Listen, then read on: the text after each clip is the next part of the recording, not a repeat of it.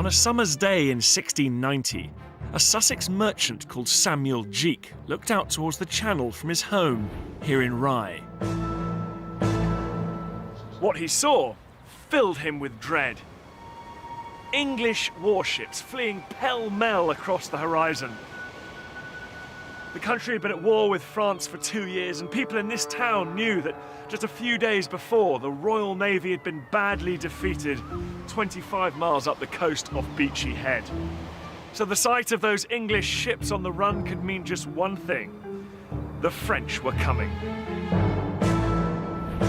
With the Navy beaten, the English could do nothing to prevent a French invasion. The result was inevitable. Church bells rang out in panic.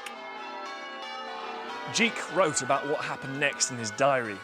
A terrible alarm in the town of Rye of the French's coming to land, and that their intentions were to fire and plunder the town.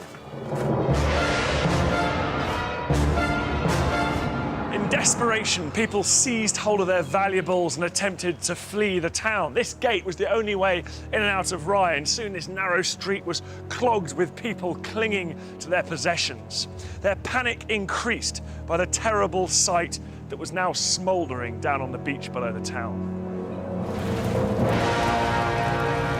If ever there was a vision to terrify the people of Rye, it must have been that of England's first line of defence in flames. Lying here on the beach, within sight of Rye Harbour, was the Anne, a 70-gun Royal Naval warship which had been terribly damaged in the fighting at Beachy Head. 100 of her crew had been killed or wounded. Unable to sail on any further, her captain ran her aground on this very spot, and then fearing that the French would capture her, he set her alight. Her remains are under my feet now. Sometimes, when these sands shift, she re-emerges like a ghostly reminder of a forgotten moment in our history. A moment of terror, chaos, and defeat. Rule Britannia? I don't think so. In 1690, there could have been no doubt in anyone's mind. France ruled the waves, and England was at her mercy. For the English, this disaster was a turning point. They had no choice. If they were to survive, they would have to build a navy capable of resisting the greatest power in Europe. But to do that would require a national effort unlike anything that had been seen before. It would transform the country, revolutionize agriculture, lay the foundations of industry, and most of all, unleash the power of money.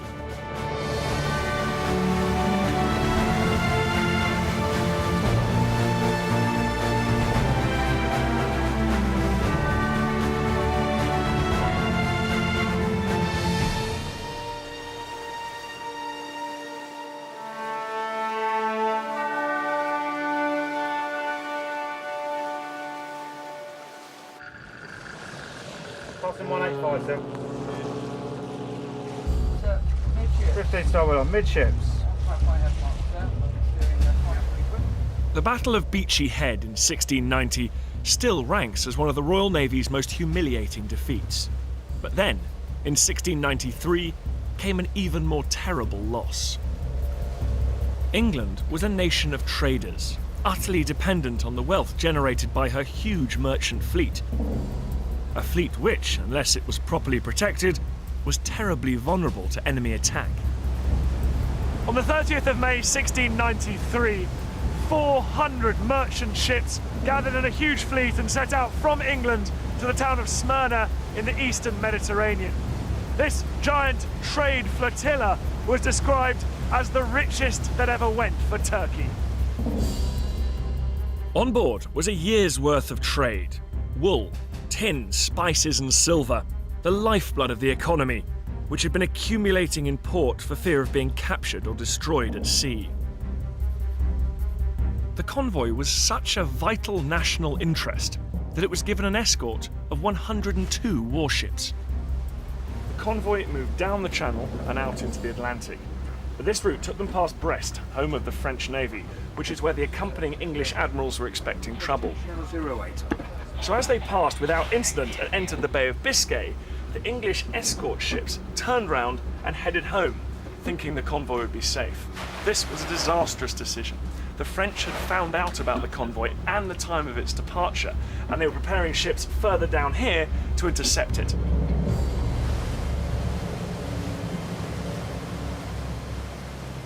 As the convoy reached Lagos Bay on the southern tip of Portugal, they found 93 French warships waiting for them.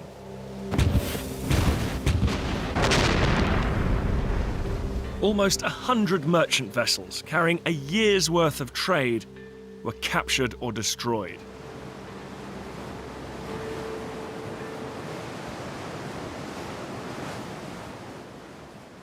When news of the disaster reached England, it sent the business community into a paroxysm of despair. From his house here in Rye, the merchant Samuel Jeake wrote in his diary, "News of the miscarriage of the Turkey fleet has put a great stop to trade." And this was an understatement. The losses suffered by the Smyrna convoy were as bad as those in the Great Fire of London of 1666.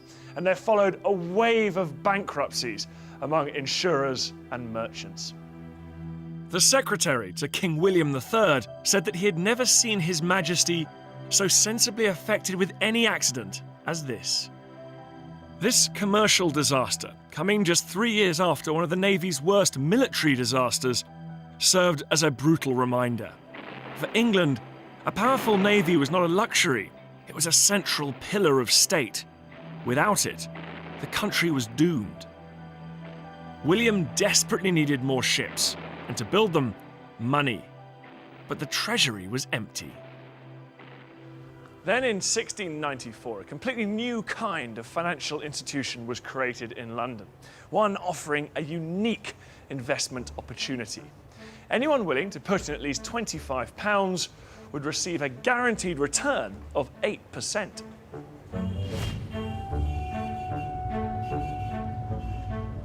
The savvy merchant from Rye, Samuel Jeake, thought this sounded like a chance that was too good to miss, and he instructed his agent in London to invest £200. But then he decided to gather together all his spare cash and head into London himself. He wrote in his diary, "I made myself ready for my journey, carrying the £100 with me, and at 7 p.m. I took horse for London." Now that was a 15-hour ride, so it's fair to suggest that by the time he met up with his agent the following afternoon in the city, Mr. Jeake would have been quite saddle sore. So keen was Jeake to take advantage of the 8% interest being offered that he even scraped together a further £200 while he was here in London to take his total stake up to £500. £500 is a lot of money for anyone, even Jeake. But it turns out it was a pretty good investment. That exciting new financial institution that launched in 1694 still exists. It's called the Bank of England. The funds required to build a new navy were vast, but the Bank of England delivered. In just 12 days, it raised £1.2 million, and on August the 1st, 1694, it made its first loan to the government. The national debt was born, and the Royal Navy was saved. England would build now and pay later. This is a list of all the original investors in the Bank of England, known as subscribers at the time. At the top of each page here is the date, and their names neatly written out here with their occupations next to them. Right here at the bottom of this page is Samuel Jeake of Rye in Sussex, a merchant. This is a remarkable document because it allows us to get a kind of investor profile of this extraordinary new venture. At the very top of the list, appropriately enough, are their Majesties, the King and Queen, who invested £10,000. But there's lots of other people from the very pinnacle of society as well. Men like Edward Russell, the First Lord of the Admiralty, invested £2,000. But it wasn't just the bigwigs that subscribed. There are 9 people listed here as being in domestic service. And here I've found Thomas Day of London, who's a blacksmith, and he's invested £100, while over the page, Joseph Cake is a bricklayer. The national debt created a virtuous circle of funding. The government borrowed money from the people, which it spent on the navy, which protected trade, which brought in taxes, which allowed the government to pay the people back. It was a financial revolution, which uniquely would allow England to spend its way to greatness. More than half of that first loan, over £600,000, went on building up the navy, and that huge injection of cash, the first of many, had a transforming effect on whole areas of the economy all over the country. The northeast of England soon had Europe's largest ironworks, thanks to the Navy's spending spree and one enterprising industrialist called Ambrose Crowley. Iron ran in Ambrose Crowley's blood. His father and grandfather had both had a steady business in the Midlands in the iron trade. But young Ambrose Crowley III wanted more. He wanted to expand, and he realised that to do so, he'd have to up sticks and move closer to his most precious raw material. Not iron, but coal. And that's why he ended up here on the south bank of the Tyne. He set up a series of blacksmiths' shops up there, about a mile away, and brought the goods down here to the river where they could be shipped south. South was where England's shipyards were embarked on a massive building programme. And it was this that made Ambrose Crowley's ironworks so successful, because wooden ships need lots of iron nails. And in those days, every single one had to be made by hand. Blacksmith Mark Fern still uses exactly the same techniques. This is the traditional setup, isn't it? It is, a double-acting bellows, and every time you press that down, it's feeding air into the fire. And how hot is that, do you reckon? About 1300 C. 1300 degrees centigrade. It's hard to believe that a packet of nails that we buy in the shop were actually made individually like this. Isn't it remarkable?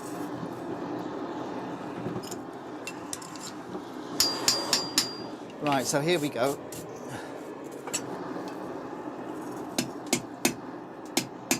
And then we're going to be ready to put it in the heading tool. And then you see that. Wow. And then beat the head onto it. Into the quench bucket. That should. That's not a bad nail. Well, do you reckon I could have a go? I reckon you could.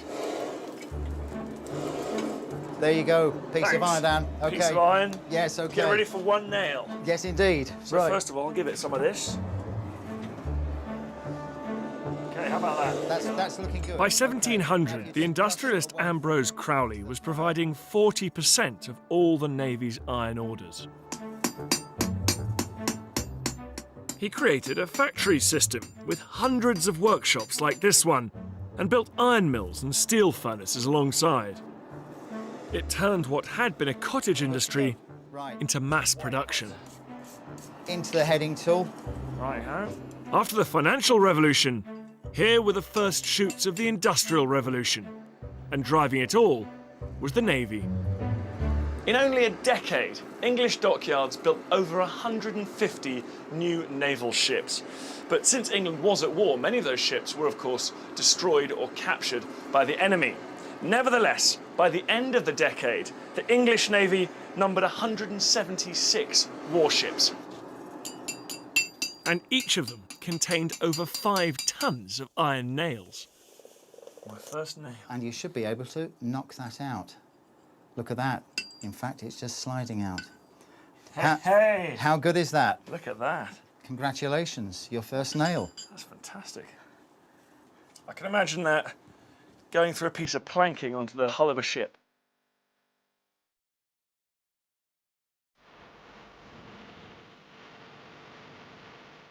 Of course, the Navy didn't just need nails. Each new ship typically contained the wood of more than 2,000 trees, over 7,000 square yards of canvas, and 10 miles of rope, weighing 19 tons.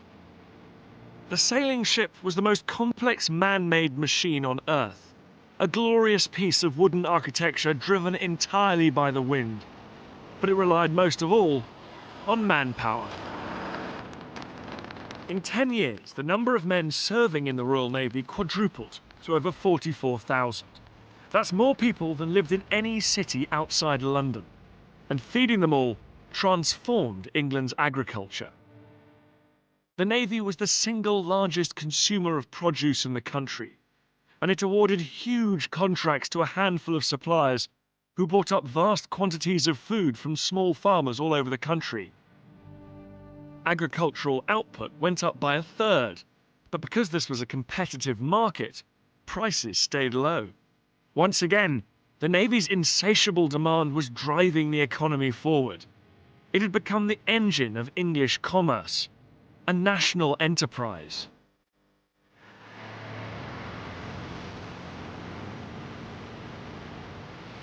It took the work of thousands on land to build the ships of the Royal Navy and keep them supplied. But once at sea, survival depended most of all on the skill, fortitude, and raw strength of the crew. And to fuel all those men required by the Navy was actually quite a generous allocation of food.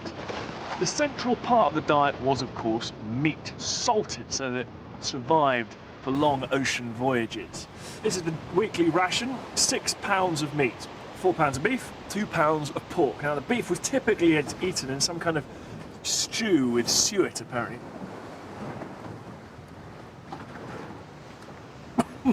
Very salty. Let's do it.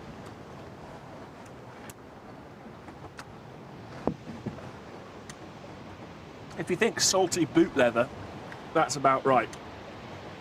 Perhaps the most famous part of the sailing navy's diet was the key staple, standing in for bread, the ship's biscuit. A subtle combination: flour, water and salt, baked for hours until it was rock hard.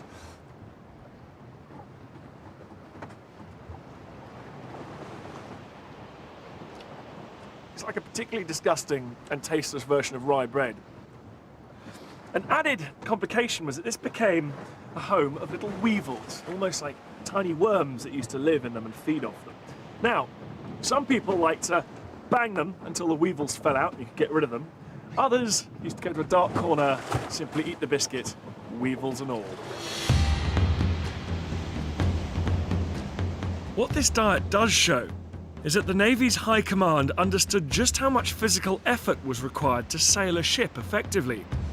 Sailors were constantly climbing up and down masts and adjusting sails with no protection from the elements. And in battle, there were cannons weighing 3 tons each to maneuver.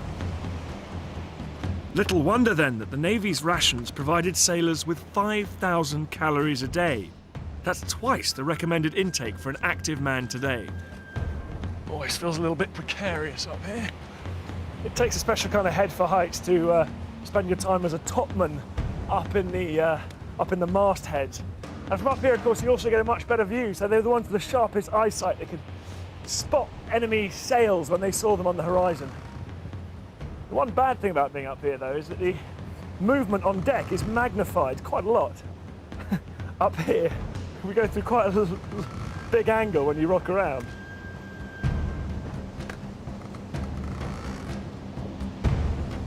Sailors in this period were a breed apart. The average age would have been about 27, but they'd have looked much older, their faces lined and weathered from a lifetime at sea. Their hands would have been calloused and scarred, and their vocabulary was almost indecipherable to landlubbers. A mixture of swearing and nautical terms. Line down. Most noticeable of all was their peculiar rolling gait, more suitable for the pitching deck of a ship than walking on dry land.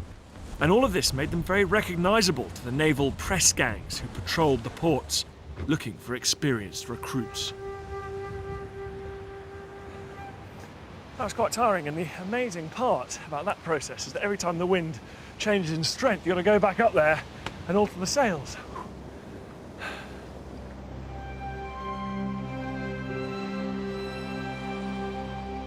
There are some written accounts that tell us what life was like for ordinary sailors.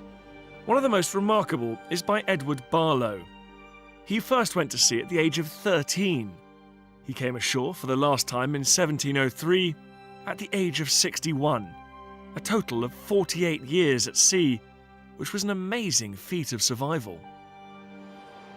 Throughout that time, he kept an incredible illustrated diary, and I've got it here, and it paints his life at sea in the most vivid terms and leaves you in no doubt as to how tough it was. He says, often we were called up before we had slept half an hour and forced to go into the maintop or foretop to take in our topsails, half awake and half asleep. There we must haul and pull to make fast the sail, seeing nothing but the air above us and the water beneath us, and that so raging as though every wave would make a grave for us. The Royal Navy, rebuilt and renewed with borrowed money, was able to avenge the defeats of the early 1690s. It even captured Gibraltar and Minorca, two important bases in the Mediterranean. The English Navy was now a global weapon, its ships opening up the wealth of the world to the merchant fleet thousands of miles across the ocean. And no part of the world was more important than the one that had first fired the dreams of England's mariners. The island of Jamaica was the largest English colony in the Caribbean, the most hotly contested and dangerous region in the world. In the autumn of 1708, a 23-year-old naval captain called Edward Vernon arrived here in Port Royal, the nerve centre of the Navy's operations.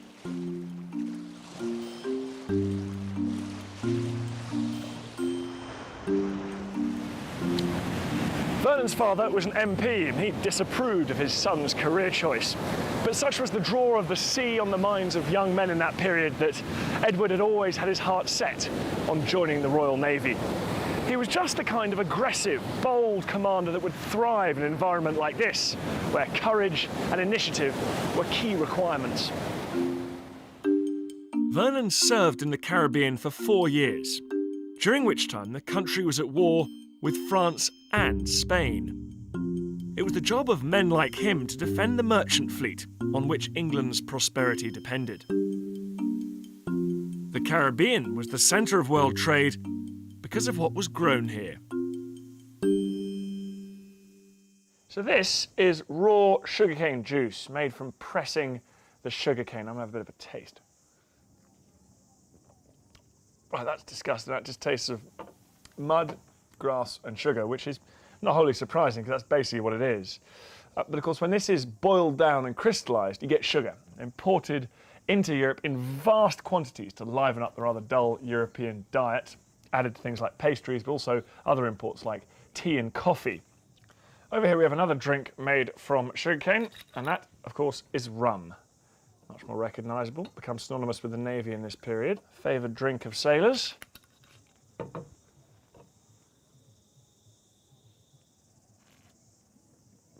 That's much more drinkable, but still a bit rough. This became synonymous with Edward Vernon, because Vernon returns out here to the Caribbean as a senior commander, and he discovers that rum has become a staple among the Royal Navy ships' companies out here.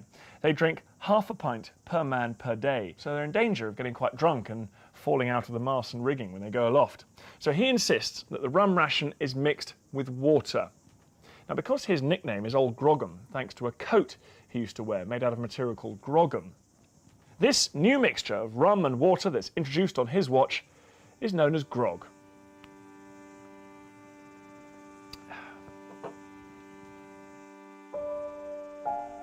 Sugarcane was cultivated by slaves, as was the tobacco which was grown in the American colonies. The slave trade was a lucrative sideline.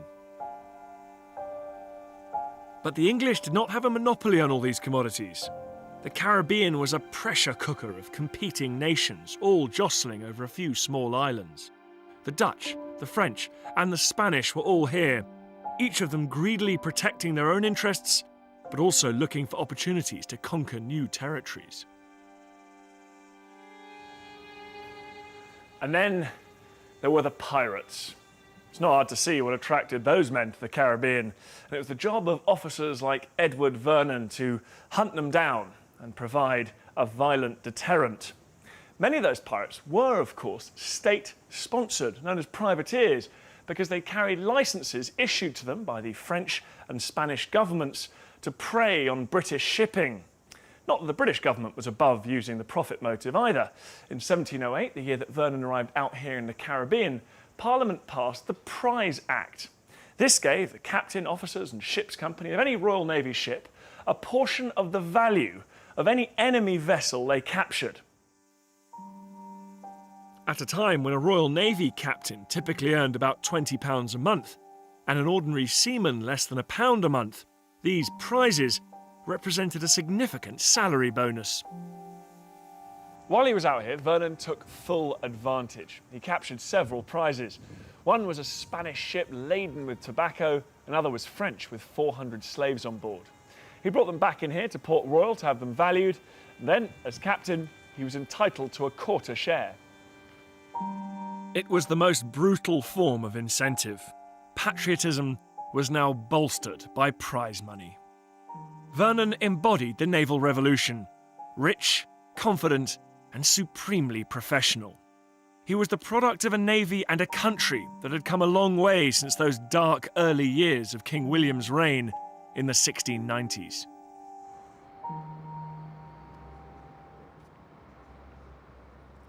After 25 years of almost continual warfare, the strategy laid down by William III finally paid off. France and Spain couldn't match the vast resources being poured into the Royal Navy, and after a series of defeats, in 1713, they made peace. On this side of the Channel, it felt like time to celebrate.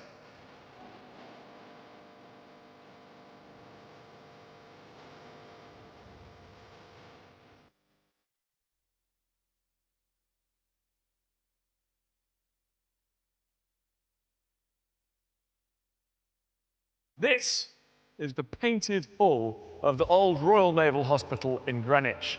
And the magnificent ceiling tells you everything you need to know about how the British saw themselves at the start of the 18th century.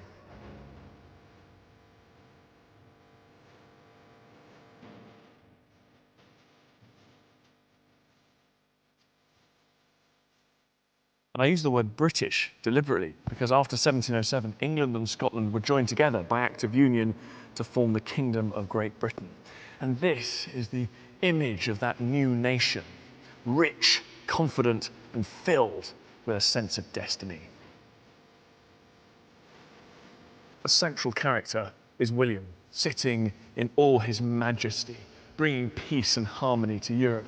And if you notice, he's sitting on the defeated figure of the King of France, the terrible Louis XIV. The overwhelming theme is, of course, naval. And at the end of the painting here, you see this vast British man of war towering out of the water with its cannons run out ready for battle.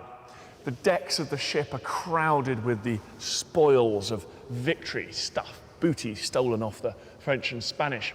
But fascinatingly, the ship is resting on the shoulders of a figure representing the City of London, all that financial wealth that she generated. And she, in turn, is above figures representing the great rivers of England, Isis and a man representing the Thames and even the Tyne bringing an offering of coal. The message couldn't be clearer.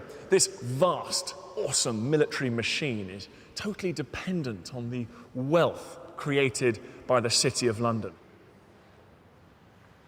In 1726, just as the finishing touches were being put to this hall, the French philosopher Voltaire visited Britain and was very struck by what he described as the grandeur of state. He wrote, "Trade raised by insensible degrees the naval power which gives the English a superiority over the seas, and they are now masters of very near 200 ships of war. Posterity will very probably be surprised to hear that an island whose only produce is a little lead, tin, fuller's earth, and coarse wool should become so powerful by its commerce." Voltaire saw instantly that commerce and naval power were linked. It was a formula for success that was tied up with the creation of the Bank of England, and now Britain was reaping the rewards. Britain in the 1720s was a changed country. Thanks to the Navy, she had resisted the combined might of the French and Spanish alliance.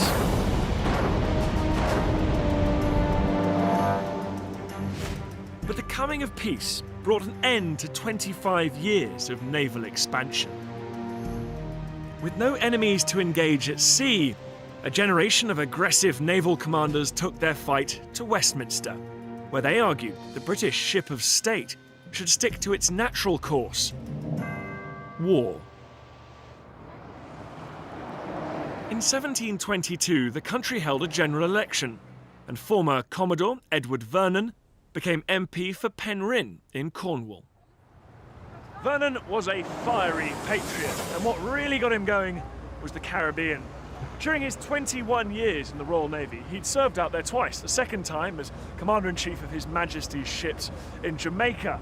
And while there, he'd seen ports stuffed with ships carrying the produce of Spain's American empire. And he'd seen how the Spanish Navy were all too keen to run away from a fight. Vernon was convinced that this was the soft underbelly of the Spanish Empire. Attack their settlements in America, he wrote, and Spain will fall. And if Spain fell, that would have dire consequences for her close ally France, who of course was Britain's greatest rival. So actually, Britain would get 2 victories for the price of 1. It all sounded like a great idea, but there was a problem. During the 1720s and 30s, the government's policy was to avoid war. But at the same time, British traders in the Caribbean were aggressively encroaching into the Spanish Empire, and they had the backing of merchants and former naval officers at home. Then in 1738, something extraordinary happened. A merchant captain called Robert Jenkins appeared here before Parliament. He brought with him a bundle of cotton wool. Opening it, he produced his own severed ear.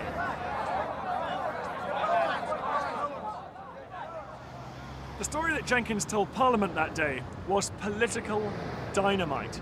He said that the ear had been chopped off by a Spanish naval officer while he'd been minding his own business peaceably off the coast of Cuba. It unleashed a wave of xenophobia through Parliament and the public, and no one's voice was louder than Edward Vernon. Jenkins's mutilation was Vernon's gain.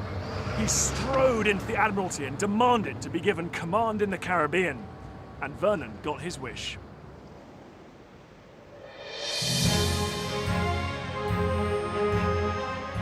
"30 years after he first sailed to Jamaica, Edward Vernon returned, this time as a Vice Admiral. He arrived in Port Royal on the 12th of October 1739 and began his preparations. A week later, the British government finally made up its mind and declared war against Spain. Vernon was now given official license to commit all hostilities against the Spaniards in such manner as you shall judge most proper. Britain's belligerent naval officers and her merchant class had got their war, the War of Jenkins's ear. And it began when Vernon launched an attack on the Spanish colonial base at Portobello. On November the 21st, Vernon sailed into Portobello with 6 Royal Navy warships. They opened up a massive bombardment against the Spanish defenders. The lead ship fired 400 shots in just 25 minutes. The Spanish were powerless to resist, partly because much of their gunpowder was damp. When Vernon's men stormed ashore, only 40 of the original 300 Spaniards were able to resist. They surrendered within 24 hours. Britain rejoiced. The Navy had delivered on its promise, projecting British force thousands of miles away from home. And Admiral Vernon, the scourge of Spain, was a hero, heir to Drake, and the embodiment of a new imperial mission. A Scottish poet, James Thomson, really caught the national mood of celebration by penning a poem that became wildly popular. It contained the lines, "To thee belongs the rural reign, and thy cities shall with commerce shine." And in case you haven't guessed what it is yet, a few lines later comes Rule Britannia, rule the waves. Britons never will be slaves. These words have become part of our cultural DNA.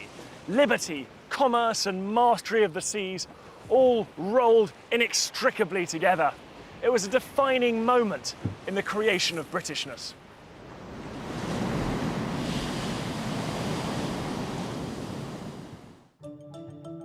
Buoyed by his success, Vernon decided to attack Cartagena, the largest and richest city in Spanish America. He took a massive force of 8,500 troops and 124 ships. The public at home anticipated another easy victory. But Vernon had overreached himself. The attack was an uncoordinated disaster and soon stalled. Exposed to the extremes of the Caribbean climate and running low on water, the British were killed in horrifying numbers, not by the Spanish, but by disease. Worse still, Vernon was out of range of reinforcements, and so after almost 6 weeks of fighting, he was forced to withdraw. Cartagena was a wake-up call to a nation drunk on patriotism. There were limits, after all, to what the Navy could achieve. The problem wasn't so much ships and men, it was organisation. If Britain wanted to realise her dream of global domination, then the Navy's internal structures, running things like logistics and strategic thinking, had to be of the same quality as her awesomely powerful ships and her tough sailors. The man who would take on that challenge was another veteran of the Caribbean, Captain George Anson. Following Vernon's victory at Portobello, Anson had been ordered to take a squadron of 6 warships to attack the Spanish in the Pacific, but his mission quickly turned into a nightmare. Anson's route may look like the trail of a drunken spider, but as he attempted to round Cape Horn, his squadron was so battered by storms that he lost half his ships, and after so long at sea, a third of his men had succumbed to scurvy, typhus, and dysentery. Yet by the time he arrived back here in Britain in 1744, he'd become a national hero. Why? Because on his way home, as he'd passed the Philippines, he'd managed to capture a Spanish galleon, the Nuestra Senora de Covadonga. And in her hold was over 1,000 kilos of virgin silver and more than 1 million pieces of 8 solid silver coins. She was one of the most valuable prizes ever captured by a British ship. The public had a new hero to cheer, and the treasure was paraded in 32 wagons through the streets of London. To cap it all off, just 6 months later, at the age of 47, Anson was appointed to the board of the Admiralty. George Anson arrived here just after Christmas, 1744, with a reputation as a man of action. And he was shocked by the bureaucratic lethargy he found. The organisation needed a shake-up from top to bottom.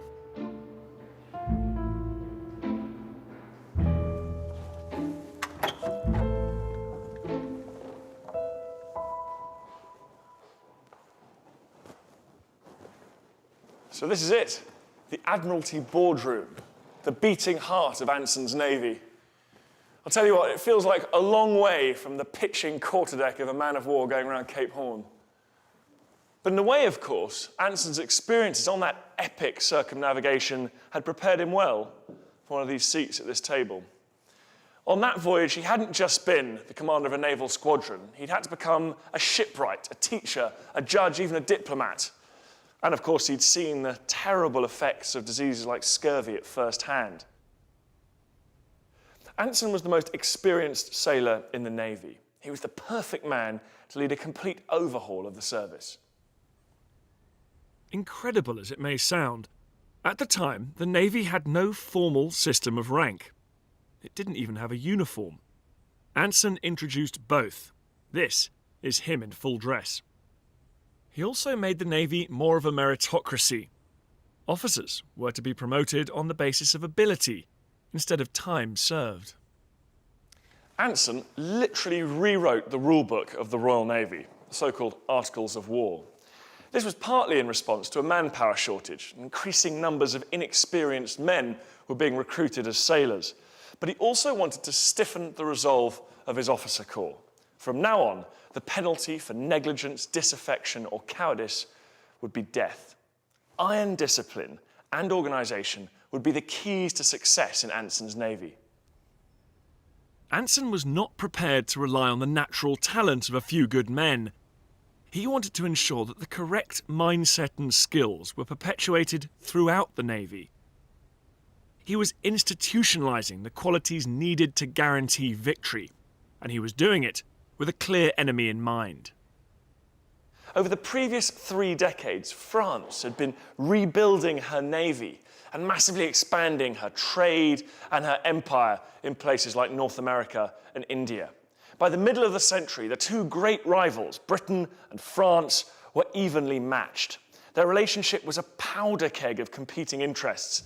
It was only a matter of time before someone lit the fuse.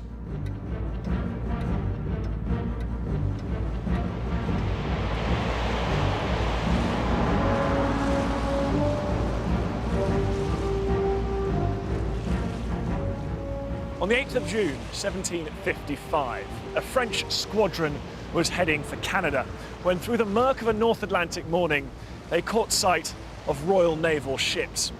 As the two fleets converged, a French captain shouted across to his opposite number on the British ship, "Are we at peace or at war?" The words came back, "At peace, at peace." But it was followed seconds later by a crashing broadside.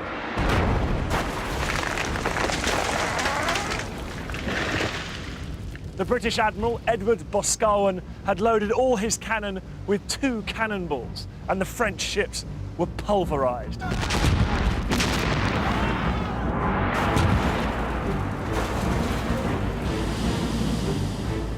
After this naked act of aggression, a formal declaration of war was an inevitability. The 7 Years' War, as it became known, was also the First World War.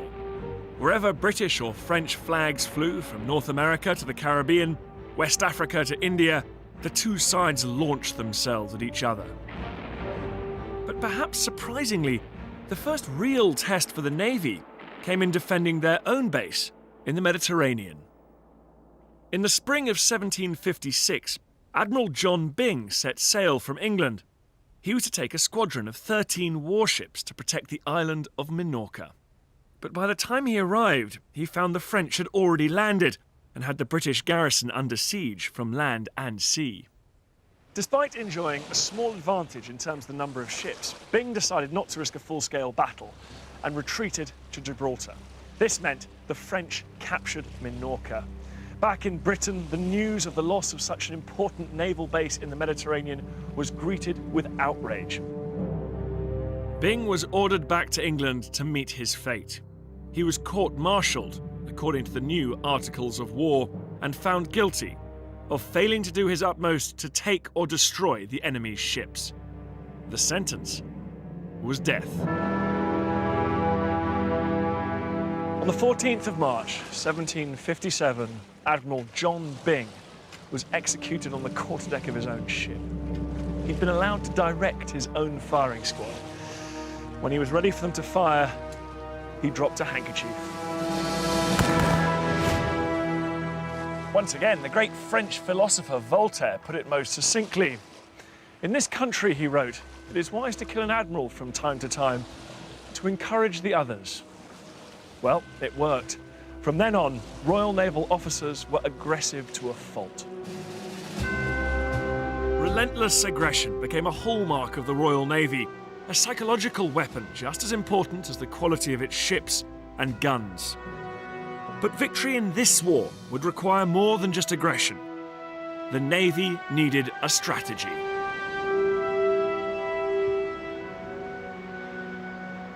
Back at the Admiralty, the First Lord, Anson, was wrestling with the challenges of fighting war on this global scale. Even though British naval expenditure was twice that of France, there still weren't enough ships to send in sufficient numbers to all the different theatres of war. And so instead, Anson seized on a very simple idea. It had first been conceived by Admiral Edward Vernon in a previous war. Now, Vernon's idea was keeping a fleet of battleships here to the southwest of the British Isles. Here, they could keep an eye on the French naval base at Brest, blockading the French ships in there, but also protect the trade coming back in here from North America and the Caribbean, and up here from the Mediterranean. But there was one key problem. Any fleet of ships being kept at sea for that long would inevitably come up against the two deadliest enemies of the sailor: malnutrition and disease. 18th century naval rations were based around salted meat and sea biscuits. Any food that couldn't be dried or salted would quickly rot. So a balanced diet was almost impossible. And that's where the problems began. Even on the Navy's most modern warship, maintaining food supplies, victualling as it's known, is still a prime consideration. On HMS Daring, it's the responsibility of Petty Officer Neil Moggridge. Come through this way. What's in here? This is the main freezer compartment. Right. Ooh, it's freezing. This gets to about -22 in here, so Yeah, it's quite cold. I can see some frozen chips down there. Is everything chips? No, we keep your basic meats on board, chicken, minced beef, you can see down here, stuff like gammon, bacon, sausages. You know, it's literally everything you go down the supermarket for, you can pretty much find down here. So if we just steamed off into the horizon now, how many days could we last for with a full hold of food? What we call endurance on this ship is a maximum of 90 days. So the ship can actually stay at sea and sustain itself for 90 days on a balanced diet for the ship's company. But that must represent quite a lot of money. So what's a full hold cost? You're probably looking on a maximum endurance, probably between about 150 to 200,000 pounds worth of food on board. So how much is that per sailor per day? At the moment, we get a massive £2.31 to feed per man per day. Keeping the crews well fed was the greatest challenge Admiral Anson faced back in the 1750s as he tried to maintain his Western Squadron at sea. If this had been an 18th century ship, within a few weeks of leaving harbour, these sailors would be reduced to eating rock-hard, stale biscuits crawling with weevils and water polluted with algae and bacteria. Within about 6 weeks, typically, diseases like dysentery, typhus and scurvy would spread. No one knew what caused these diseases, but Anson did know that fresh produce seemed to prevent them. Therefore, in order for the Western Squadron to become an effective weapon, they had to work out a proper way of revictualling it. This was the challenge that Anson set to the man he placed in command of the Western Squadron, the appropriately named Admiral Edward Hawke. Hawke had over 20 years of command experience in the Navy and had earned a reputation for great tactical skill and single-minded aggression. He was the personification of the new Navy. He was given 30 ships and 14,000 men. His orders were to position his squadron just outside the French naval base at Brest and to stay there. Realising the implications of this, Hawke set up a supply chain from Plymouth to deliver fresh fruit and vegetables and even live cattle directly to his squadron, ship to ship. This beat scurvy for the first time, allowing Hawke to stay at sea almost indefinitely. It was a feat unimaginable 80 years before. With the threat of disease eliminated, Hawke could concentrate on his mission, and that was maintaining such a strong presence outside the French naval base that their fleet would not dare to leave. It was called close blockade, and it was the first time in history it had ever been tried successfully on this scale. From May to November 1759, Hawke bottled up the French fleet in its harbour. It was a massive achievement, and it had a decisive impact on the outcome of the war. And all of it was done without Hawke's big battleships firing a shot in anger. Not only was the French Navy rendered utterly powerless, their land forces in America and India were cut off from vital supplies and reinforcements. And as French forces around the world began to capitulate, in Britain, the church bells rang in celebration. It became known as the Annus Mirabilis, the Year of Wonders. First to fall was Guadeloupe, the jewel in France's Caribbean crown. Then Quebec, capital of her vast North American empire, was captured by the British. At sea, the Gibraltar Squadron attacked and destroyed the French Mediterranean fleet off the coast of Portugal. While in the east, the Royal Navy chased the French out of the Indian Ocean, allowing the British Army to achieve victory on land. It was the greatest year in British military history, and being Brits, they turned it into a year of wild rejoicing. One author, Horace Walpole, wrote that the church bells were threadbare with the ringing of victories. But across the Channel, the French had one card left to play. King Louis XV, with his empire in ruins, his trade destroyed and his treasury empty, ordered his Brest fleet to collect an army and head to sea to invade Britain. His admiral, Conflans, hoped to avoid the Royal Navy, but if they did meet, he promised, "I will fight them with all possible glory." The French Navy's opportunity came in November when autumn gales scattered the British ships that were blockading Brest. Immediately, the French admiral Conflans took to sea. He headed south to pick up a fleet of ships with soldiers embarked and ready to launch an invasion. Admiral Hawke wasted no time in pursuing him, sensing an opportunity for the decisive clash he craved. He caught up with the French here in Quiberon Bay. That reef there, with the rollers crashing onto it and all the white water around it, is the reason the French thought they'd be safe, because they were coming into this dangerous bay between two reefs. As you can see from the chart, there's an almost impenetrable barrier of rocks, islands and reefs. I've never seen Quiberon Bay before, and it's absolutely fascinating. These incredibly jagged reefs here are absolutely terrifying. Terrifying for me, but terrifying for the British ships who had no chance of this area. The British ships were charging into an unknown bay with the wind blowing onshore on a November twilight.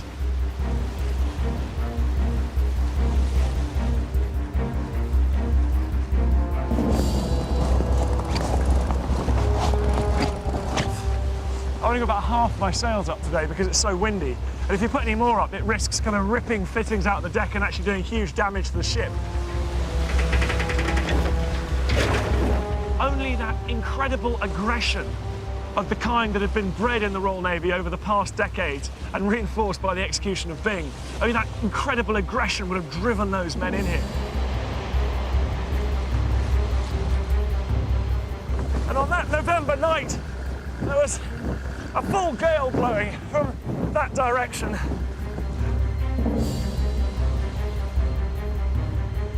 Hawke himself was so keen to get to grips with the French, particularly the French admiral, the French flagship, his opposite number. His captain warned him, he said, "It's too dangerous, it's too dark, and we can't go in after those Frenchmen." And Hawke said, "Your duty was to tell me that it's not safe, but your duty is also to obey my orders and lay me alongside that French flagship." Hawke was not going to make the same mistake that Byng had made. He was not going to let these French get away. After 6 months of tedious blockading, he now had his chance to destroy the flower of the French fleet.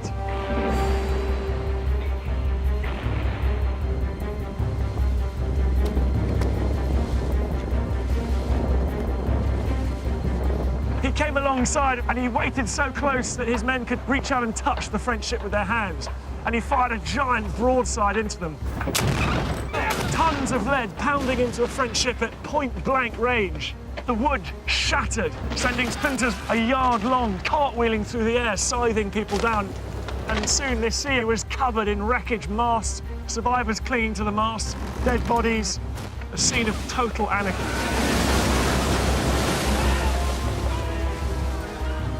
The French lost 5 ships and 2,500 men. The British only lost 2 ships. The battle fought in these waters is one of the most decisive in British history. It annihilated French naval power and it removed any chance France had of getting back her colonies. The Royal Navy, in this storm-tossed bay, fought and won a battle for global supremacy.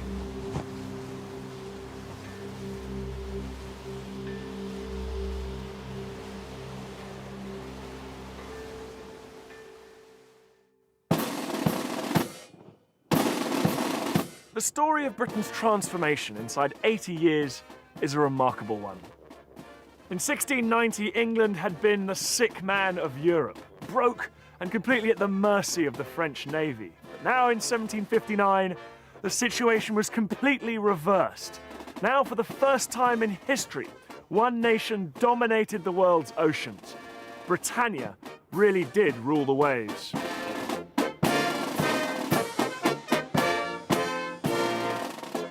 Behind the vanguard of its now formidable naval forces, Britain had become a commercial powerhouse, boosted by an explosion in credit and overseas trade.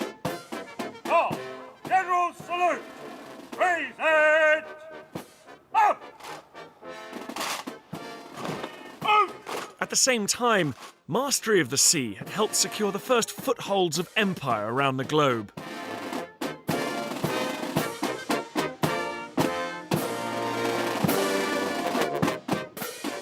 The Navy had delivered victory, and Britain was prosperous, afloat on a golden ocean.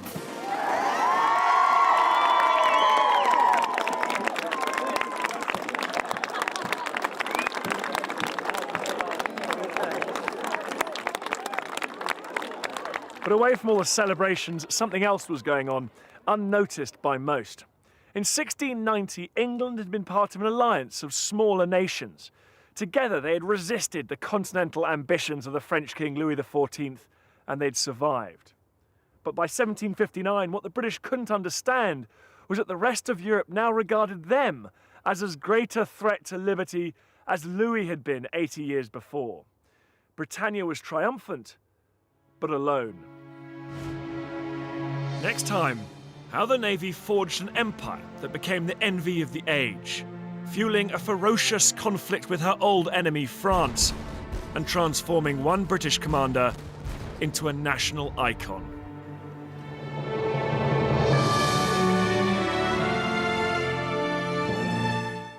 And you can see the next chapter of the story on Saturday night, Empire of the Seas at 7:30. Last stop tonight on BBC HD is with Coldplay at the BBC.